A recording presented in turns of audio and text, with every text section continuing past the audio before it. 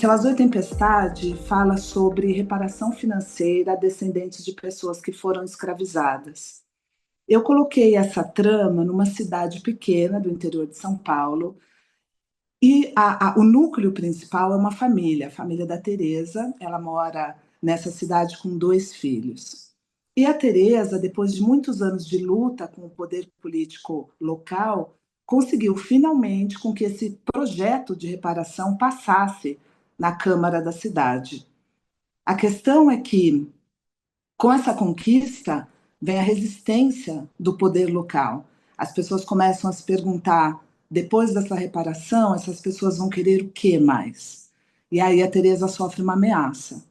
Se ela aceitar receber o dinheiro da reparação, porque ela vai ser a primeira na cidade a receber esse dinheiro, porque ela tem um bisavô que respalda essa escolha, ele foi um escravizado, fugiu, fundou um quilombo, e aí ela se depara com essa ameaça.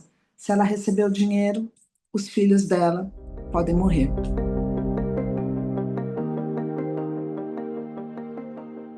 Eu acho, Johanna, que eu estou escrevendo Céus da Tempestade há décadas. Eu acho que vem muito da minha experiência como uma pessoa negra no Brasil, vem muito do que eu vi acontecer, de histórias da minha família, de amigos e da própria sociedade.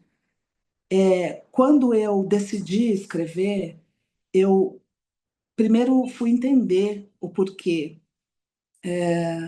E aí eu entendi essa minha motivação para escrever essa história veio de uma profunda indignação mesmo, essa palavra que é a minha motivação para escrever. É a minha indignação com desigualdade social, com as diferenças de tratamento, de oportunidades que afetam as pessoas negras do Brasil, sendo a maior parte da população. E a gente sabe que isso é consequência desse período da escravidão e dessa reparação que não foi feita. Nós temos muitas conquistas ao longo das décadas. Avançamos, sim, mas lentamente. Então, o que eu vejo é, em algumas partes do mundo hoje, a gente vê essa discussão sobre reparação. E quando eu digo reparação, pode vir de diferentes maneiras. Pode ser um fundo criado para a educação de crianças, para elas crescerem com mais oportunidades. Pode ser acesso ao crédito a um empreendedor negro, porque a gente sabe da dificuldade da concessão de crédito. Então, são várias maneiras. No meu livro, eu falei da reparação financeira, que é uma das maneiras também postas e que tem discussão e que tem ações em algumas partes do mundo, como nos Estados Unidos, por exemplo.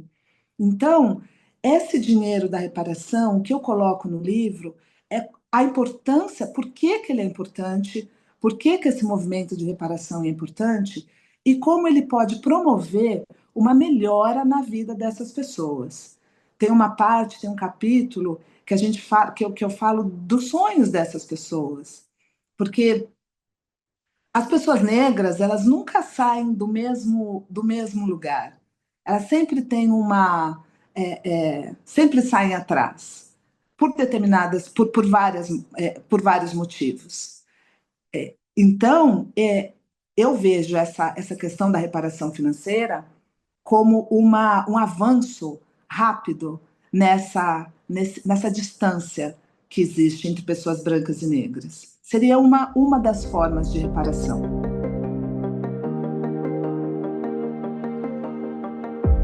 Eu acho que Céu Azul e Tempestade é uma oportunidade das pessoas pensarem a sociedade que a gente vive, por que é uma sociedade tão desigual, quais as consequências disso na vida das pessoas, de verdade, na dificuldade de obtenção de um emprego melhor, na oportunidade de estudar, de conseguir uma terra para plantar. Por que que existem essas diferenças?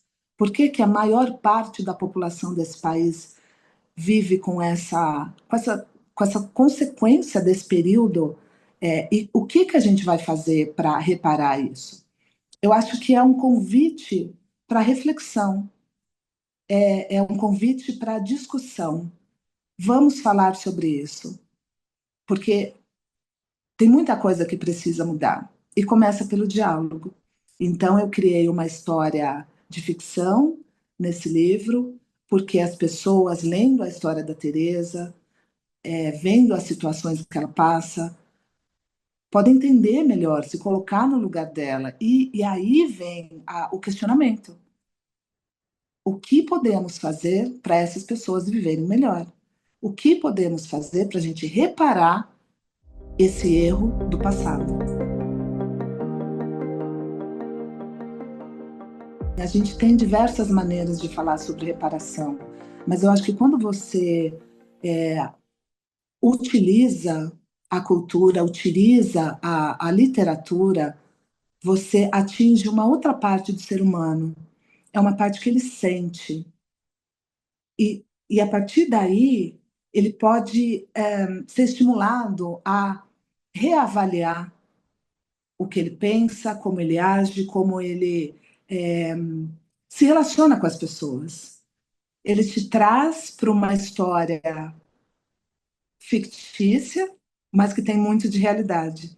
Então, eu acho que sempre quando a gente consegue relaxar, sabe? Porque a literatura faz isso com a gente, né? Eu vou pegar esse livro, eu entro nesse mundo. Eu me desconecto da chamada realidade. Eu entro nessa história que foi criada. E essa história que foi criada sempre tem muito da gente. Tem muito do autor, tem muito do ambiente, tem muito do mundo. Então, eu acho que é um convite para a gente pensar sobre o mundo, sobre como eu trato meu vizinho, sobre qual oportunidade que eu vou dar para um candidato ou uma candidata negra no emprego, quando eu for pensar em questões salariais, quando eu for definir questões salariais. É uma questão da gente pensar muito em como a gente quer melhorar a nossa sociedade. Eu acho que não tem maneira melhor da gente tocar as pessoas, fazer elas sentirem e pensarem com a literatura e com a cultura. Então, eu acho que é uma grande oportunidade para quem estiver aberto à conversa.